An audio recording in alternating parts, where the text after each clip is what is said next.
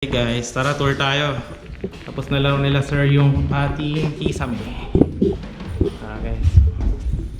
Ganito pala. Ito guys, tapos na rin yung closure yung sa kwarto. Ganda.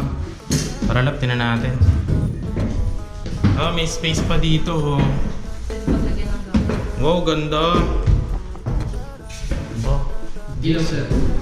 Ilaw. Wow. Ito pala yung enclosure na ginawa mo, sir. Ang problema niyo sir, yung pinto natin ma'am, magiging ganyan na shape. Okay lang sa inyo. Kaya hindi ko kinabit kasi pagka iniswala natin, ang baba naman, ibang pakit yung pwede natin yan ma'am, sunod natin sa hukog. Kaya mo yun, kuya? Ayun, sa hukog.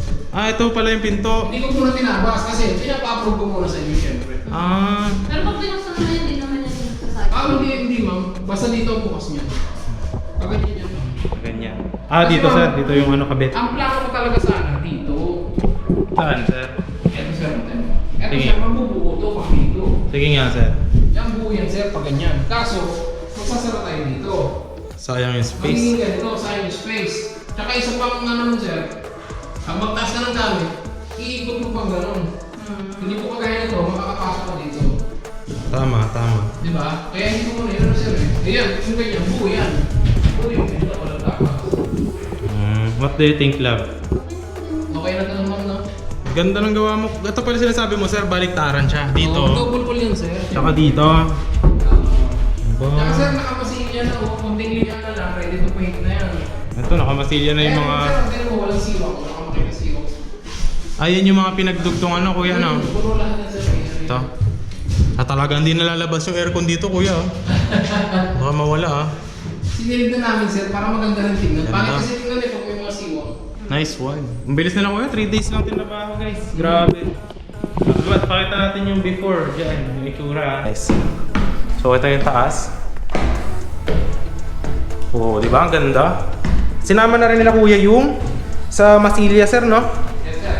Yan, sukat na sukat, guys. Malaki, Medyo madilim lang, pero maganda siya, guys. And yung now. Ayan. Ito na yung itsura ngayon, guys. So, ang laki naman talaga ng itsura niya from before, yung may bubong pa. Ito sinara nyo na pala kung talaga, Tsaka hindi na siguro ito mainit masyado pag tangali. Hindi na po. Kahit nung una mga gawa namin yung litikan na tatlong damit maghapon. Hapon talaga, Basa. Pero ngayon hindi na masyado. Basta may kahit pan lang, okay. Tapos guys, niready na ni Kuya yung saksakan natin. Saksakan na yan. Outlet para sa mga computer. Mm. Tapos ilaw. Nilagyan na rin ni Kuya ng switch. Yan. So, what do you think, love? Ganda?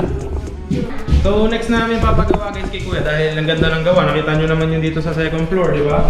Parang tayo dito. Di ba? Or tapos ito, tapos na rin yung enclosure, which is yung kwarto. Ano nga ulit sir yung ginamit dito? Na fiber? Ano tawag dito sir? Hardiplex po. Hardiplex guys, hindi siya plywood. Pati ito, pati kisame sir na? Sir. Pati kisame. Hardiplex. And sabi daw ni sir, siya maganda kasi kahit na mabasa sir, no? Po, wala akong bulok yan sir. Hindi siya magulok. So approve na approve. Ito guys yung yung hagdan na ginawa. So dito lalagyan ng pinto ni sir, hiningi mo na yung ating approval.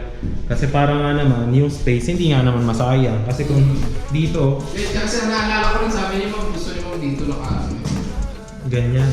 Ayos yun sa ila, ganun na pinto. yung shape lang naman sir ang maapektuhan yung buhay. Kasi nga, gawa ng roofing eh. Ganun ang style ng roofing eh. Sige, approve yan. Tapos dito, double na rin to guys. Double yan. Sinara na nila sir, Ayan Ayan Pati yung dito, kisame. Ayan dito pala sir, lalagyan mo rin pala ng ilaw dito, no? Kaya may abang na yan sir. Abang na pala dyan, no? Ayos Kasi pala. madilim yan sir eh. Pagka nakasara tong pinto, madilim na yan. So kailangan talaga may ilaw. Approve. So, ayun guys. Solve na solve yung ating ngayon. Ito pa pala, may nilagay pa pala siguro isang abang dito ng linya, Abang ba yan? Sa ano yan sir? Sa aircon na yan. Sa aircon na pala yun guys. Kasi nga, ang next na papagawa kasi guys, ililipat yung aircon dun sa bahay sa isa. Ilalagay ni sir dito yung ating, ano ba tawag dun sir? Yung indoors mo sir dito. Yung split type aircon, no? Dito yung indoor mo, sa likod naman yung outdoor. Ayun. Si kuya kasi all around, siya na yung gumagawa, pati electrical wiring gumagawa siya.